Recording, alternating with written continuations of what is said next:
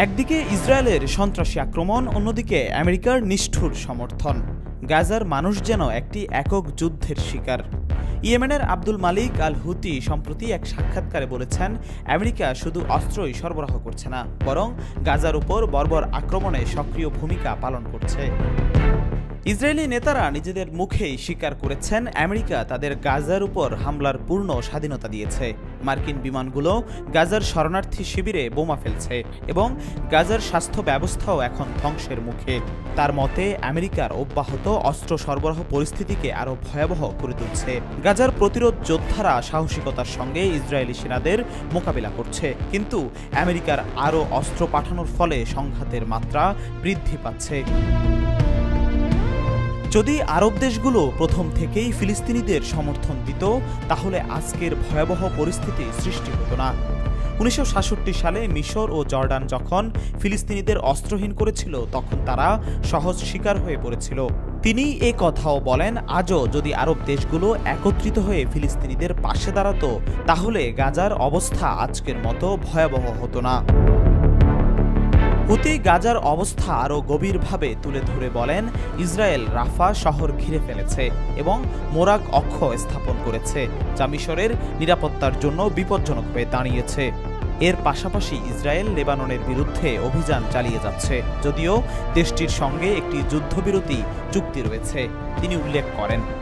এমন পরিস্থিতি পুরো অঞ্চলকে এক ভয়াবহ সংকটের দিকে ঠেলে দিচ্ছে এবং আন্তর্জাতিক অঙ্গনে এর প্রভাব দিন দিন বৃদ্ধি পাচ্ছে। হুতি ইসরায়েলের গ্রেট ইসরায়েল প্রকল্পের কথা তুলে ধরেন এবং বলেন, ইসরায়েলের লক্ষ্য শুধু ফিলিস্তিন নয়, বরং তারা লেবানন এবং সিরিয়াকেও আক্রমণ করতে চাইছে। হুতি হিজবুল্লাহর ভূমিকায় প্রশংসা করেন এবং বলেন, হিজবুল্লাহর প্রতিরোধ যুদ্ধ একটি দৃষ্টান্ত হয়ে থাকবে, যারা সাহসিকতার সঙ্গে ইসরায়েলি আগ্রাসনের বিরুদ্ধে দাঁড়িয়ে আছে। তিনি আরও বলেন, হিজবুল্লাহকে নিরস্ত্র করার প্রস্তাব কখনো মেনে নেওয়া হবে না। আমরা এমন কোনো শর্ত মেনে নেব না যা আমাদের প্রতিরোধকে দুর্বল করতে পারে।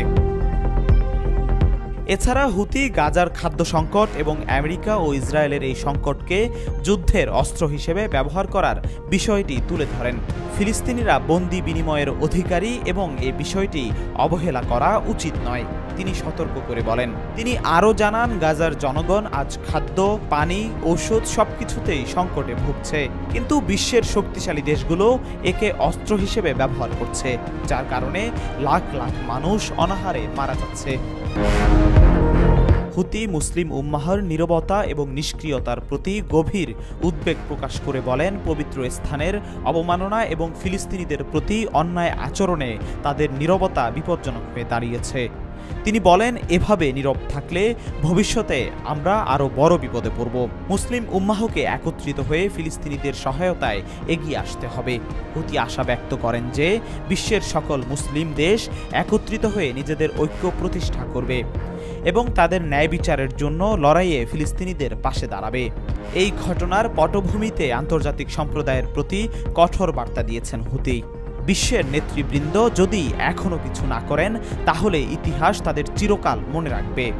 গাজার গণহত্যা যদি থামানো না হয়, তবে পুরো অঞ্চল এক ভয়াবহ বিপর্যয়ের দিকে ধাবিত হবে।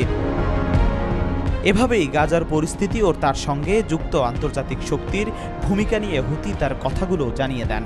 তার প্রতিবাদ কেবল গাজার মানুষের প্রতি সহানুভূতির আহ্বানই নয়, বরং পুরো মুসলিম উম্মাহের জন্য একটি চ্যালেঞ্জ এবং সংকেত বটে।